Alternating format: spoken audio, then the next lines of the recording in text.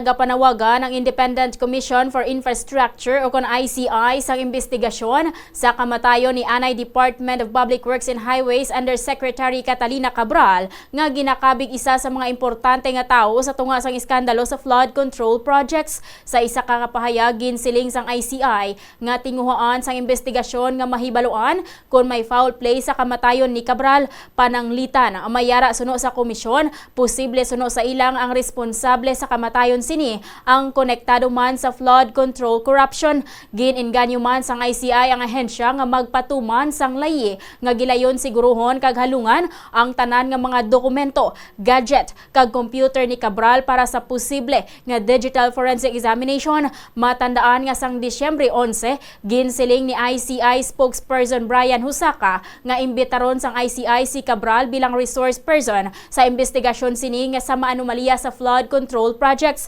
Ginimbita si Cabral nga magtambong sa hearing sang Disyembre 15 apang wala nakabaton sang bisan anuman nga kumpirmasyon ang ICI halin kay Cabral kag wala man ini nakakadto.